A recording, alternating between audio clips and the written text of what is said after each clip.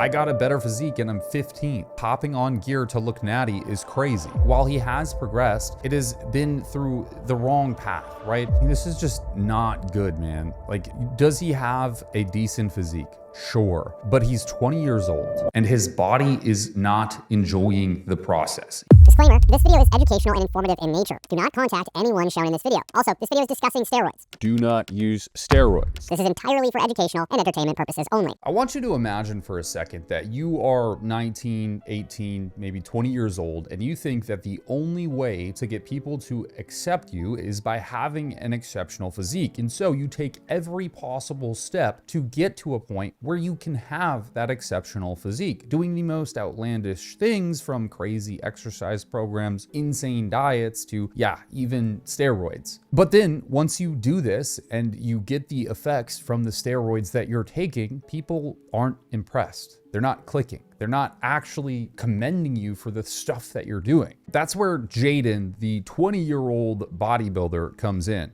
Oh shit, here we go again.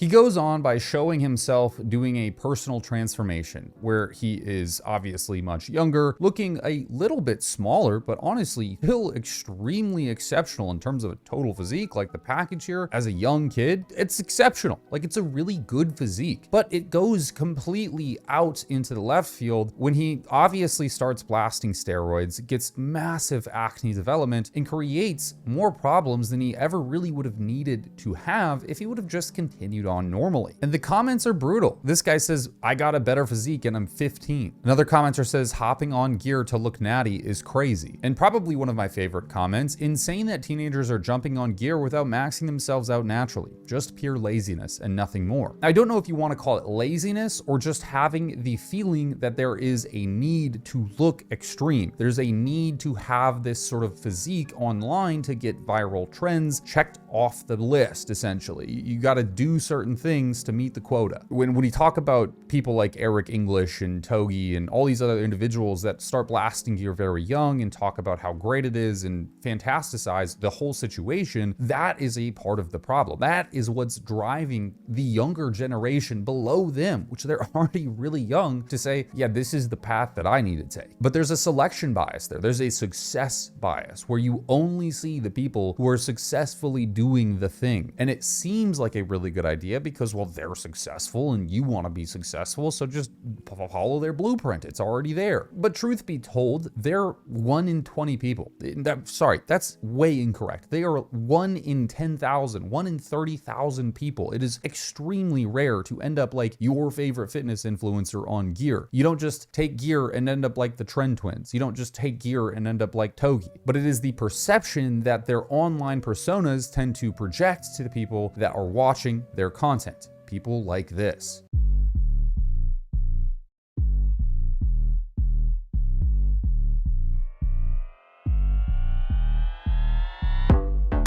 I mean, this is just not good, man. Like, does he have a decent physique? Sure, but he's 20 years old. He's obviously blasting gear and his body is not enjoying the process. He does not look like a healthy fitness influencer. And I don't know if he was hoping that people would be in shock and awe about his progress so far and be just flaming him up in the comment section, but that's not what they're doing. I mean, it's very clear people don't find this impressive. They just full stop don't find this impressive. Blasting all that just to be smaller than me, and all while I'm 18. And they're not wrong. Like, you could have very easily done the do what you're supposed to do. In that video, we talked about sort of progressive overload and how it is actually really simple to build muscle. So if there was one single thing you guys were to take away from my channel, it's this: progression is the key to growth. So he's absolutely right. Like, progression is the key to growth. And a lot of people hyperfixate on what program they're doing, and specifically what has become this like really big thing on social media, specifically Instagram. I don't know why. It's just like Instagram is where all the degenerate shit happens. We don't like Instagram, folks. We like YouTube. But basically, the idea is that, well, you have to have the best program. You have to choose the most scientifically efficacious movements, mechanistically speaking. You have to do the RP programming. You have to use their app, or you have to listen to the best science-based lifter that you agree with on his opinions. And that's the only way that you're going to make really, really good progress. Truth be told, they are just fantasticizing the thing. Is that even a word? I don't know. They're really embellishing what their program is, because at the end of the day, the thing that's going to work best for basically anybody is the thing that they can stick to and the thing that they can progress. Because the one thing that matters is progression. It is training harder than you did last time. Greg is right about this at the end of the day. It is doing sets with more reps in them at the same weight you did last time. It is adding intensity techniques. It is doing something that is more challenging than the last time that you worked out. And it can literally be as simple as using those 2.5 pound plates. I call them donuts. I don't even think micro plates is actually the correct term. I think those are 1 pound plates, but either way, it is a great tool to progress, because realistically, you slap on a 2.5 pound plate on a bench press on each side, you're not going to notice it. You could barely even perceive it was there, and you're likely going to be able to reproduce the same weight that you did the previous week. So now the next week, you add another 2.5 pounds on each side, additional 5 pounds, and you keep doing that, and you keep progressing more. And you're training hard, and you're training very close proximities to failure, if not concentric failure. Hopefully you have a spotter. And that's really the success. That's where it sits. It's not really the importance doesn't lie as much as people think it does within the volume that you train or the specificity of your training program. It's the meat and potatoes. And when I say that, it is not the crazy, fantastical things that you're doing in the gym and the movements that are so exotic and like the program that the best science-based lifter on Instagram built you. It is just simply progression. And that is the only thing that really drives progress better than basically anything else. We discussed how the fact is that people hit a plateau somewhere along their journey into fitness, and they start really developing and aspiring to training. Like they want to train, they fixate on it, but then suddenly progress stops. And it was really rewarding before, but now it's not as rewarding. Every time you walk into the gym, you need to give your body a reason to adapt. Sometimes that can be more weight, or sometimes it's more reps, and sometimes it's simply performing an exercise better than you did before. And the reason this might be confusing for so many people is because they don't have to think about any of this in the beginning. When you're new to lifting, your strength and muscle come super quick. One week you could be curling 20s, and then it's 25s, and then you're up to 30s. Your bench press might go from 135 to 155 and then 165 before you've even stopped to think about what's happening. The jumps are so big and happen so fast that you never have to pay attention to the process. It's pretty much just automatic. But what I can promise you is this is going to slow down. And when it slows down and you start to stall, that's when you reach that plateau. And this is when people start to look for answers online, and it's when they get obsessed with just consuming content and podcasts and just endless YouTube videos, because they're no longer getting stronger and they're not building muscle. Yeah, he's right. Like, you hit a plateau at a certain point where you were just linearly making progress. Every time you stepped in the gym when you started, it was an insane, rapid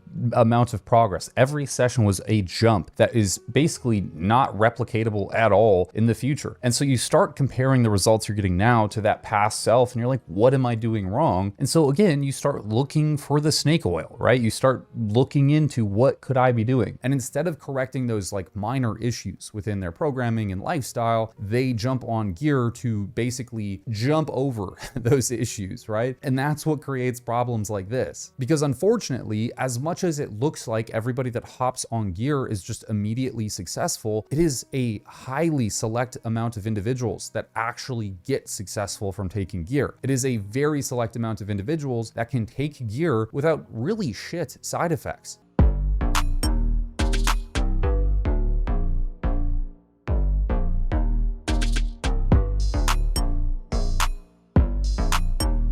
And he shows it off like it's really cool. Like, it's so badass, the things that he is doing, and obviously unique. And one comment says here, at what stage do you realize you're getting engagement, but it's for the wrong reasons? Honestly, man, drop the dosage. That war zone on your chest is your body telling you no. It's so true, man, because the thing with this, it's not just acne. And I like to explain this because it is really important for those of you who are going to embark down the journey of taking anabolic steroids steroids, you are not just experiencing casual, normal acne. You're experiencing cystic acne, inflamed and infected skin from overactivation of sebaceous glands. Sebum is leaking out of those glands like, I was gonna use an analogy, but it was inappropriate. So we're just gonna, they're leaking out of the glands like nuts. That's triglycerides, cholesterol, bacteria all over your body. And what happens is normally you just, fester into a whitehead and it's a pestilence and there's maybe one or two. But what happens in these situations, because it's antagonized by androgens, is you have deep cystic acne. It is under your skin, infecting it, creating issues that are not easy to solve. And worse than that, because the acne is so deep, systemic, and cystic, it is going to scar the skin. Skin texture will not be a thing when he's 25. His chest will look like the moon, literally. And that's the fact of the matter. This all could have been avoided, and he could still have achieved an exceptional physique without doing any of this. And that's the biggest fucking problem. This physique is not needing gear. You could have built this with time and actual effort and some critical thinking. This guy says a solid year in the gym could have got that without roid acne all over your skin. And these guys are all the same, where they literally defend themselves and they are involved in their own cope so much in the comment sections. This guy commented, hopping on gear to look natty is crazy. And he replied, hating on someone that's bigger than you is crazy. As if that is some form of defense of the situation. Like, what are we talking about here? Like, the cost you're paying to look like this is very clearly not effective. It's not worth it. The cost to benefit ratio is extremely diminished here.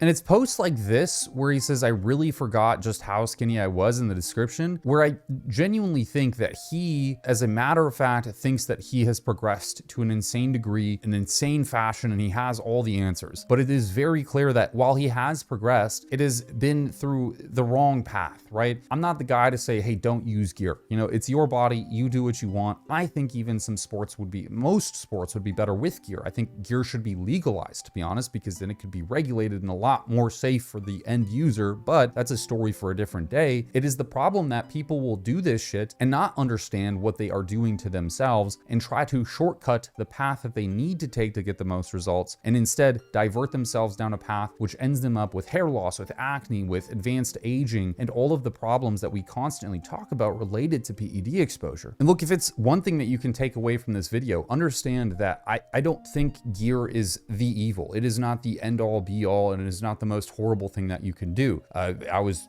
looking at TikTok trends earlier and I saw this new trend where people take the triple burger from McDonald's and dip that into a full sugar Coke and eat that as like a mukbang. And that's like their thing. And you go onto their profiles and they're doing this shit like every single day. That by far is probably worse. It is the problem where you have such systemic use, especially in younger kids. And it is constant. It is more widespread than it has ever been in the fitness industry. And it continues every single year to get worse because somehow this content is able to be posted and it's constantly posted. You have people who are actively injecting themselves on Instagram, on TikTok. You have 17-year-olds talking about coaching, talking about how to do your first cycle on TikTok. I'm on gear at 17 years old and this is my training split. First of all, I don't condone the use of PEDs. You should be taking the right precautions like blood work testing education before you consider hopping on.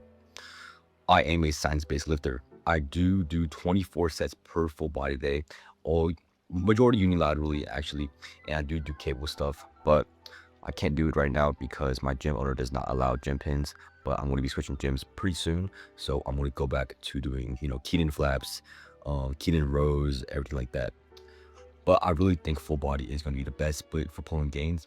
I'm doing it 3 times a week right now, Tuesdays, Thursdays, and Saturdays, since I do work a lot. And I'm really trying to leverage the gains. Full body is not going to be the split for everyone since it's pretty boring. I do the exact same split every single day, or the exact same program every single day, because I'm really trying to bring up my back, chest, and my hamstrings. For my full body day, I do only do 1 set of quads and like 1 set of calves every other full body day, since they're really overpowering my physique, and I'm trying to balance out my physique before I hop on stage.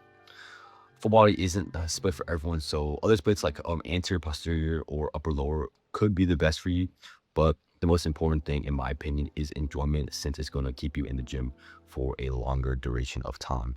Follow for more. And you think I'm joking about that, but that is the truth. Look, this kid made, and we made a whole video about him, but he made an entire career on TikTok by posting about how he was 17 using things like Superdrol and halotestin and DHB and all of these different steroidal compounds. And of course, having that shiny link in bio, which provides a coaching source to who would you imagine? Do you think 30-year-old men are hiring him as a coach? Or do you think other 17-year-olds or very likely even younger people are hiring him to do this kind of stuff? I wanted to take a moment out of today's video and talk about one of our sponsors, me.